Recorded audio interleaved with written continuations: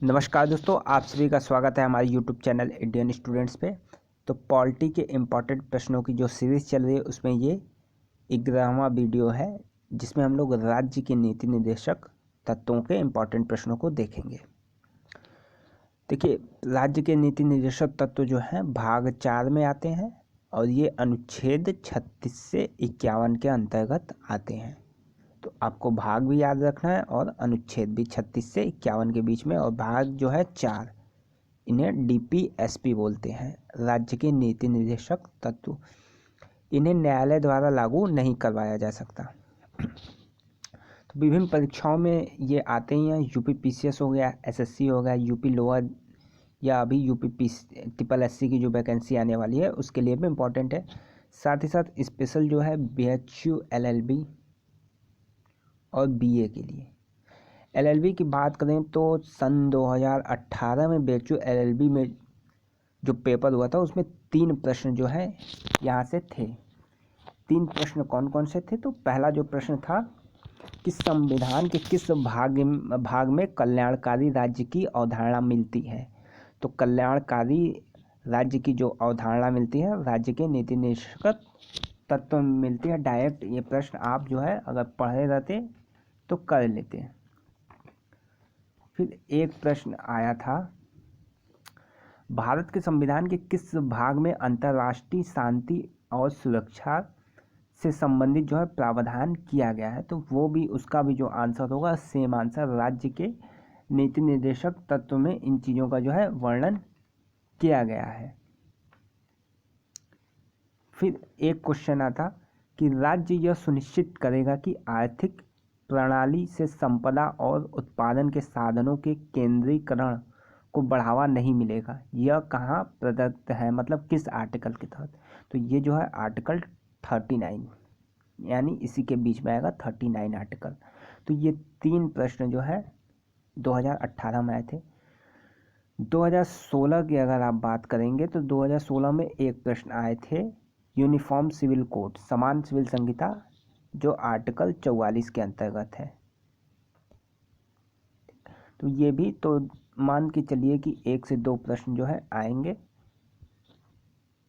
अगर ज़्यादा पूछे तो 4 प्रश्न भी आ सकते हैं। 1 से 2 कन्फर्म मान के आप लोग चलिए।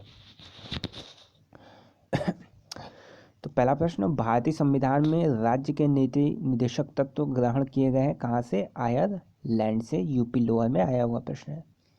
भाग में तो भाग 4 में। किस अनुच्छेद में राज्य के नीति निर्देशक तत्वों का उल्लेख है? 36 से 51 के बीच। कौन सा अंग समाजवादी व्यवस्था स्थापित करता है? नीति निर्देशक तत्व।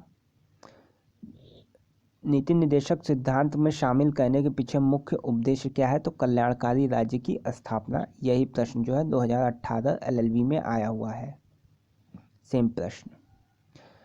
संविधान में कल्याणकारी राज्य का आदेश दिया जाता है नीति निर्देशक तत्वों में। IAS प्री 2014 में आया हुआ प्रश्न। नीति निर्देशक सिद्धांत है वाद योग्य नहीं है, यानी किसी न्यायालय द्वारा इन्हें लागू नहीं कराया जा सकता, यानी वाद योग्य नहीं है। नीति निर्देशक तत्वों को क्रियान्वित करने के लिए क्या मूल अधिकारों का हनन हो सकता है? कुछ का हो सकता है। संविधान में अंतर्राष्ट्रीय सुरक्षा को प्रोत्साहित करना सन्निहित है राज्य के नीति निर्देशक तत्वों में। ये भी IAS प्री 2014 में आया हुआ प्रश्न है। साथ ही BHU LLB 2018 में भी 2018 में भी सेम प्रश्न आया था, अंतर्राष्ट्रीय सुरक्षा को प्रोत्साहित करने। यानी अगर आप तैयारी कर रहे हैं तो IAS के जो भी बेसिक प्रश्न हैं, साथ ही PCS स्टेट PCS एटलिस्ट, यानी UPPCS के संविधान और राज्य व्यवस्था के प्रश्नों को एक बार जरूर देख लें। एक बार जो है 5 से 10 साल के पेपर को, PCS के पेपर को एक बार जरूर देख लें। हो सके तो IAS प्री के पेपर भी देख लें, क्योंकि पूछ लिए जाते हैं प्रश्न यहाँ से भी। और बाकी ये वीडियो आप पूरी सीरीज देख लेंगे 35 से, तो सारे प्रश्न जो है कवर कर दिए जाएंगे। भारतीय संविधान के किस भाग में न्यायपालिका और कार्यपालिका के पार्थक्य का प्रावधान है? तो राज्य के नीति निर्देशक तत्व में, सिद्धांत में। मूलभूत संविधान में कौन सा भाग में राज्य लोक कल्याण की संकल्पना, तो राज्य के नीति निर्देशक तत्व में। आर्थिक न्याय, सेम आंसर।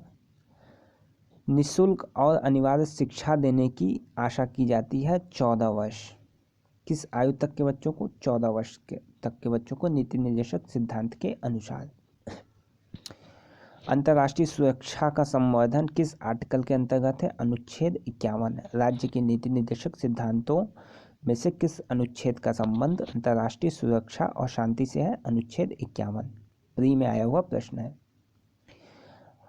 ग्राम पंचायतों को संगठित करने का निर्देश देता है कौन सा अनुच्छेद? अनुच्छेद 40। ये भी प्रश्न बेचू LLB में आया हुआ है, यूपी PCS 2014 में भी आया हुआ प्रश्न है। देखिए PCS से भी प्रश्न उठा लिए जाते हैं। भारत के किस राज्य में समान नागरिक संहिता लागू है? गोवा में।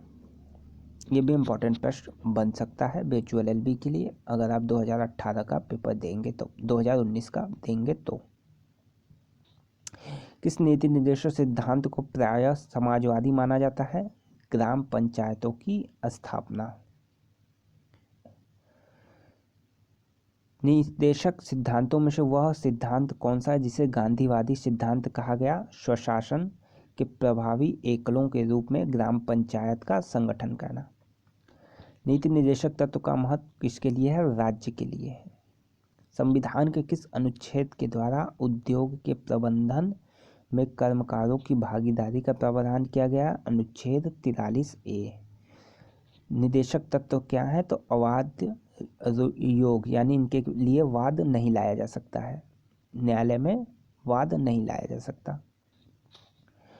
किसने कहा राज्य की नीति निर्देशक सिद्धांत एक ऐसा चेक है जो कि बैंक की सुविधा अनुसार अदा किया जाता है? KT शाह ने। यह भी इम्पोर्टेंट प्रश्न है, KT शाह। राज्य के नीति निर्देशक तत्व किसके बारे में शांत है, यानी किसके बारे में जो है नहीं बोलते हैं? तो प्रौढ़ शिक्षा, 14 वर्ष तक के बच्चों की शिक्षा को बोलते हैं, उसके ऊपर तक की शिक्षा के लिए नहीं बोलते हैं, यही है प्रौढ़ शिक्षा। तो ये जो है DPSP यानी directive principle of state policy, राज्य के नीति निर्देशक तत्व के बारे में जो इम्पोर्टेंट प्रश्न है आपके सामने थे। चैनल को सब्सक्राइब कर लें ताकि आने वाली सारी वीडियो की नोटिफिकेशन आपको आती रहे। धन्यवाद।